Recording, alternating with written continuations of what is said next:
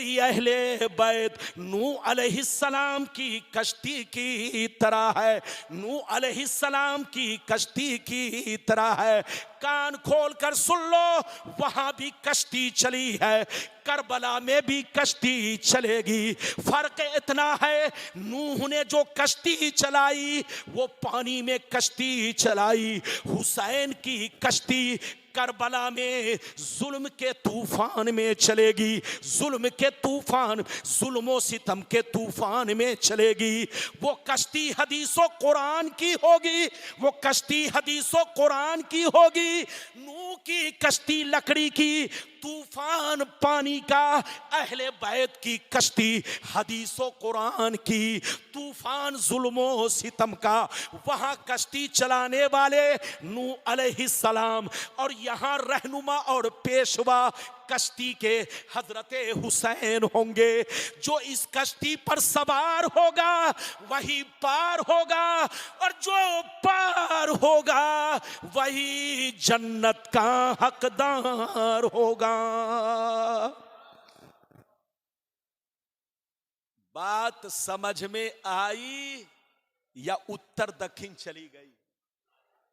इस हदीस से पता चला कि हुसैन हक पर है। हाथ उठाकर बोलो हुसैन। जो लोग करबला में हुसैन की कश्ती पर सवार थे वही जन्नती है, और जो यजीद के जुल्मो सितम में शामिल थे वो जहन्नमी है। जोर से बोलो, जो यजीद के जुल्मो सितम में शामिल थे वो जहन्नमी है, और जो बोलो हुसैन की कश्ती पर सवार थे वो जन्नती है। हजरात, जन्नती बनकर रहिए, मुसलमान बनकर रहिए। करबला का वाकया जो पेश आया सिर्फ इसलिए पेश आया, यजीद चाहता था कि हुसैन मेरी बैअत कबूल कर ले, और हुसैन नहीं चाहते थे कि एक शराबी को, एक बेनमाजी को, एक फासिको फाजिर को, एक बदनामे जमाना को, एक अय्याश को मैं अपने नाना की उम्मत का अमीर बनाऊं और उसको अपने नाना की उम्मत का, बोलो, अपने नाना की उम्मत का बागडोर उसके हाथों में दे दूं। हुसैन चाहते थे कि अमीरुल मोमिनीन वही बने जो नमाजी हो, अमीरुल मोमिनीन वही बने जो परहेजगार हो, अमीरुल मोमिनीन वही बने जो सौमो सलात का पाबंद हो, अमीरुल मोमिनीन वही बने जो हलालो हराम के दरमियान फर्क पैदा करता हो। लेकिन वो अमीरुल मोमिनीन नहीं बन सकता जो हलालो हराम की तमीज ना रखे, जो नमाज की पाबंदी ना करे, जो शराब पीने का, बोलो, जो शराब पीने का आदी हो, जो अय्याश हो, जो जिना भी करता हो, जिसके अंदर खुराफात भरा हो, जराइम व कराइम का जो हिमालय पहाड़ हो, वो अमीरुल मोमिनीन नहीं बन सकता। इसलिए हुसैन ने बैअत से इनकार किया, और इनकार करना था, इधर देखिए, कि जालिम ने वो जुल्म ढाया, इधर देखिए, जिस जुल्म को कयामत तक तारीख में लिखा जाएगा। इस तरह का जुल्म दुनिया में किसी ने नहीं ढाया जैसा जुल्म इमाम हुसैन पर करबला के मैदान में जालिम यजीदियों ने ढाया। 3 दिन का भूखा प्यासा रखा, फिर उनको शहीद करवाया, उनके खीमे में आग लगा दी गई, उनके ऊंट को ज़बह करके जालिम लोग खा गए। इधर देखिए, उनके बेटी बहुओं के सरों से निकाब उतार लिया, उनको ऊंट की नंगी पीठ पर बैठा करके शाम और इराक के बाजारों में घुमाया, इमाम हुसैन के सर को नेज़े पर चढ़ाया। इस जालिम ने जो कारनामा पेश किया, दुनिया में कोई ऐसा कारनामा पेश नहीं कर सकता। लेकिन वो लोग जो कहते हैं यजीद हक पर है, उनसे कहिए तौबा करो, होश में आओ। अबे पागल, अगर यजीद को तुम हक पर मानोगे तब तो दुनिया में हर जालिम को हक पर मानना पड़ेगा।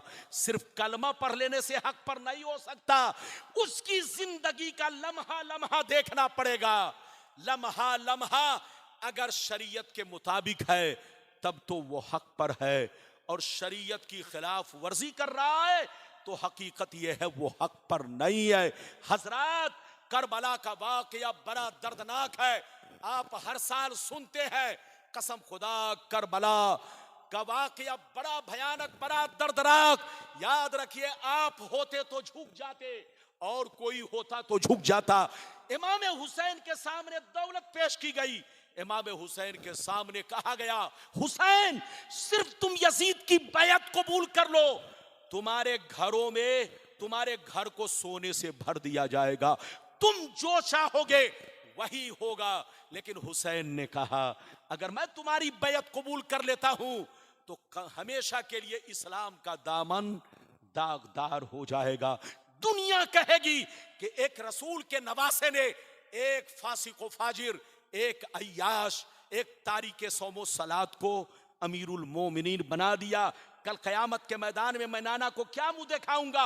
इमाम हुसैन ने फरमाया, मैं सब कुछ कुर्बान कर सकता हूं, लेकिन एक फासिक व फाजिर के हाथ में नाना की उम्मत का बागडोर नहीं दे सकता।